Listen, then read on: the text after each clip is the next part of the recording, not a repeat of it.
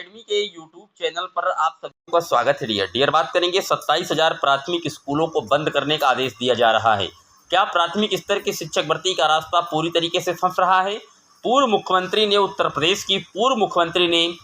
प्रदेश की वर्तमान सरकार को किस तरीके से नसीहत दी है, इस पर भी बात करेंगे। क्या होने वाला है नई शिक्षक भर्ती को लेकर के, इस पर भी चर्चा करेंगे। लेकिन जितने लोग चैनल पर पहली बार जुड़ रहे हैं, सब्सक्राइब करके बेल आइकन प्रेस कर लीजिए। डियर आपकी स्क्रीन पर आप देख सकते हैं, यहाँ पर बताया गया कि 50 से कम नामांकन वाले विद्यालय होंगे मर्ज। विद्यालय की दूरी, भवन व शिक्षकों की उपलब्धता की रिपोर्ट बनाने के निर्देश दिए गए हैं। जर्जर विद्यालयों का 1 महीने में कराना होगा ध्वस्तीकरण। प्रदेश में परिषदीय विद्यालयों में बच्चों की जो कम संख्या हो रही है, इसको लेकर के विद्यालयों का पास के विद्यालयों में मर्ज कराने की प्रक्रिया शुरू कर दी गई है। डियर, इससे आप जानते हैं कि लगभग 27,000 जो विद्यालय हैं जहां पर बंद हो सकते हैं। आप देख सकते हैं, यह न्यूज़ 10 अक्टूबर को प्रकाशित की गई थी।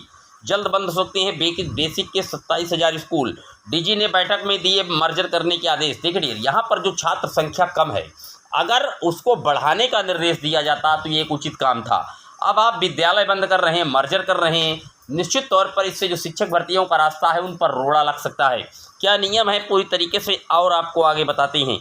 यहाँ पर लिखा हुआ है कि दूरी को लेकर के ये नियम है आरटीई एक्ट 2009 में कि राइट टू एजुकेशन के अनुसार 1 किलोमीटर की परिधि में एक प्राइमरी स्कूल और 3 किलोमीटर की परिधि में एक अपर प्राइमरी स्कूल होना चाहिए। ये नियम इसलिए बनाया गया था ताकि किसी भी बच्चे को स्कूल से दूरी के कारण शिक्षा से वंचित ना करना पड़े।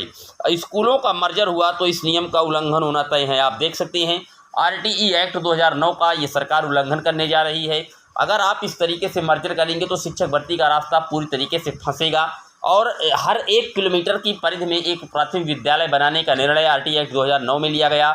इसको लेकर के सरकार किस तरीके से तानाशाही कर रही है, इसको लेकर के विभिन्न जो संगठनों ने लेटर भी लिखा है माननीय मुख्यमंत्री योगी आदित्यनाथ को। और साथ ही साथ आप देख सकते हैं कि जो पूर्व मुख्यमंत्री रहे उत्तर प्रदेश की मायावती ने, उन्होंने ट्वीट करके कहा है कि यूपी सरकार द्वारा 50 से कम छात्रों वाले बदहाल 27,764 परिषदीय प्राथमिक और उच्च प्राथमिक विद्यालयों में जरूरी सुधार करके उनको बेहतर बनाने के उपाय करने के बजाय उनको बंद करके उनका दूसरे स्कूलों में विलय करने का फैसला उचित नहीं है। ऐसे में गरीब बच्चे आखिर कहाँ और कैसे पढ़ेंगे।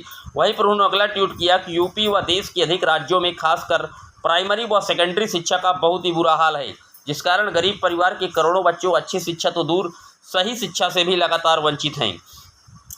इसी तरीके से उड़ीसा में भी किया गया है। इसको लेकर के उन्होंने बताया कि अनुचित था। साथ ही कहा कि सरकारों की इसी प्रकार की गरीब व जन विरोधी नीतियों का परिणाम है कि लोग प्राइवेट स्कूलों में अपने बच्चे को पढ़ाने को मजबूर हो रहे हैं। जैसा कि सर्वे से स्पष्ट है, किंतु सरकार द्वारा शिक्षा पर समुचित धन व ध्यान दे करके इनमें जरूरी सुधार करने के बजाय इनको बंद करना ठीक नहीं है। आप देख सकते हैं, कहीं ना कहीं मायावती ने भी पूर्व मुख्यमंत्री रही हैं, सुश्री मायावती, उन्होंने साफ तौर पर कहा है कि उनको सुधारने की ज़रूरत है। आखिर उनमें छात्र संख्याएं कम क्यों हैं, इनको लेकर के सुधारने की ज़रूरत है, जबकि उनको बंद करने से कहीं ना कहीं एक गलत कदम है सरकार का। आरटीई एक्ट 2009 का उल्लंघन कर रही है वर्तमान योगी सरकार। निश्चित तौर पर तानाशाही पर आ चुकी है, ये गलत है। इसको लेकर के कुछ हमारे जो युवा साथी हैं मंच, उन्होंने लेटर भी लिखा है कि अभी आपने देखा शिक्षा मंत्रालय ने डाटा दिया था 1,42,000 पद रिक्त है प्राथमिक में, उनको भरने के लिए उन्होंने कहीं ना कहीं लेटर भी ज्ञापित किया माननीय मुख्यमंत्री जी को कि जल्द से जल्द आप बेसिक की भर्तियाँ कीजिए। लेकिन इधर सरकार 27,000 अगर शिक्षकों के जो विद्यालय हैं उनको बंद करेगी तो एक तरीके से जो 6 से 14 वर्ष के बच्चे हैं, गरीब बच्चे हैं, उनका हनन तो हो ही रहा है। आरटीई एक्ट का भी उल्लंघन हो रहा है। निश्चित तौर पर कहीं ना कहीं इसके खिलाफ फिर कहीं ना कहीं जो अभ्यर्थी हैं वो माननीय कोर्ट का दरवाज़ा खटखटा सकते हैं। लेकिन फिलहाल शिक्षक भर्ती के रास्ते को लेकर के अभी माननीय केंद्र सरकार के द्वारा जो डाटा दिया गया है उसके अकॉर्डिंग 1,42,000 पद वर्तमान समय में उत्तर प्रदेश के प्राथमिक परिषदीय विद्यालय में खाली हैं। और आज नहीं तो कल सरकार को निश्चित तौर पर भरना पड़ेगा, क्योंकि नई शिक्षा नीति के तहत अब कहीं ना कहीं पढ़ाने के लिए शिक्षकों की जो कमियां हैं उनको दूर करने के लिए शिक्षा मंत्रालय ने सभी राज्यों को स्पष्ट निर्देश दे रखे हैं। डियर, उम्मीद करता हूँ डाउट क्लियर हुआ होगा। कोई अभी भी सवाल है कमेंट बॉक्स में मेंशन कर दीजिएगा। फिर मिलेंगे आपसे एक और वीडियो में, तब तक के लिए जय हिंद, जय भारत।